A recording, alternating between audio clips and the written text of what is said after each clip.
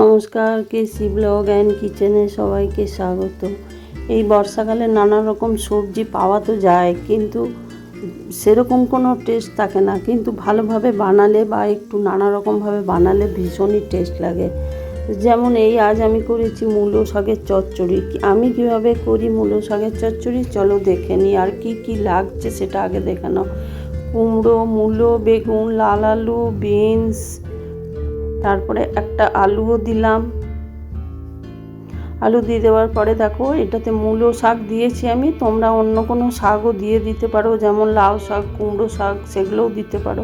তারপরে দেখো আমি এরকমভাবে লম্বা করে কেটে নিয়েছি। কুমড়োটা খোসা সমেতই কেটেছি, কেন কি এটা তো চচ্চড়ি, সেই জন্য সব আমি খোসা সমেতই কেটেছি। তারপরে দেখো মূলো শাকটাকেও আমি ডাঁটাগুলোও নিয়ে নিয়েছি, আর শাকটাকেও আমি ছোট করে কেটে রেখে নিয়েছি। তারপর আমি দেখো ওই লাল আলু, মূলো আর আলু আমি দিয়ে প্রথমে ভেজে নেব। একটু নেড়ে চেড়ে নিতে হবে, কেন কি এইগুলো একটু ভাজতে বা সেদ্ধ হতে সময় লাগে। আর এই ধরনের রান্নায় কিন্তু একটু তেলটাও বেশি লাগে, একটু তেল বেশি দিলে খেতেও বেশি টেস্ট লাগে। তারপরে দেখো আমি একে একে সব সবজিগুলো দিয়ে দেবো। বেগুনটা কিন্তু একটু লাস্টে দেবো, কেন বেগুনটা ভীষণ নরমও থাকে। তারপরে আমি একটু হলুদ দিয়ে পুরো ভেজে নেবো সবজিটাকে। এই ধরনের সবজি তোমরা মাঝে মধ্যে প্রায়ই বানিয়ে ফেলতে পারো। আমি যেভাবে বানাচ্ছি সেইভাবে একদিন বানিয়ে দেখো, দারুণ লাগবে, দুর্দান্ত লাগে গরম ভাতে খেতে। তারপরে দেখো এরই মধ্যে আমি বেগুনটাও দিয়ে দিলাম। বেগুনটা দিয়ে ওই তো সবজিগুলো আমার মোটামুটি অনেকটা ভাজা ভাজা হয়ে যাওয়ার পরেই আমি বেগুনটা দিয়েছি। বেগুনটা দিয়ে একটু ভেজে নেব, নেড়ে চেড়ে নেব একটু, আর মাঝে মাঝে ঢাকা চাপা দিয়ে দেবো।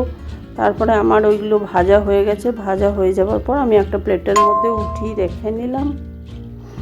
রেখে নেবার পর কড়াইটা আবার আমি গ্যাসে বসিয়ে কিছুটা তেল দিয়ে দিলাম। তেল দিয়ে দেওয়ার পরে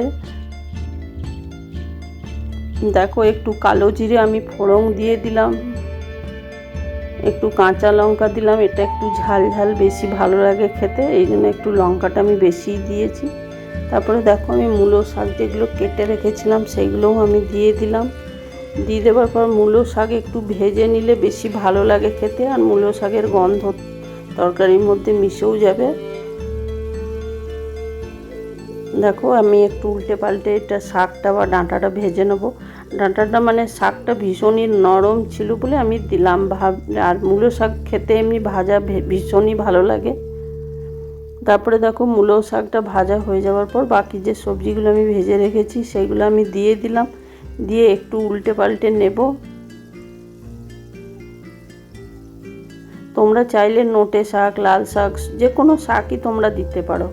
তারপরে দেখো আমি একটু লবণ দিয়ে দিলাম পরিমাণ মতো। এটাতে একটু লবণটা বেশি যাবে, কেন কি সব রকম সবজি আছে। তারপরে দেখো আদা, জিরে, সর্ষে, আমি জিরে, সর্ষে আর পোস্ত এই তিনটে বেটে রেখেছিলাম। এই তিনটে বেটে রেখে আমি ওই মশলাটা আমি দিয়ে দিলাম একটুখানি। এটাতে খুব বেশি যে মশলা লাগে তা লাগে না, কিন্তু এটার মধ্যে কিন্তু ওই। আর এই দিকে আমি দেখো একটা কড়াইয়ে আমি বড়িটা ভেঙে আমি একটু ভেজে উঠিয়ে রেখে নেব। আমি কিন্তু ওইদিকে মশলাটা দিয়েছি জিরে, সর্ষে আর পোস্ত, এই তিনটে একসাথে পেস্ট করেই আমি ওই সবজিতে মশলাটা দিয়েছি। তারপর দেখো এইদিকে আমার বড়িগুলো ভাজা হয়ে গেল।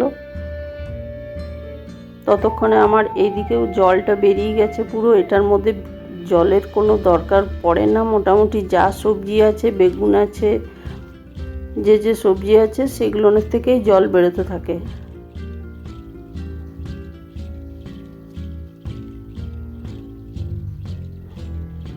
দেখো সবজিটা সেদ্ধ হওয়া পর্যন্ত আমি একটু নেড়ে ছেড়ে দিতে থাকবো মাঝে মাঝে।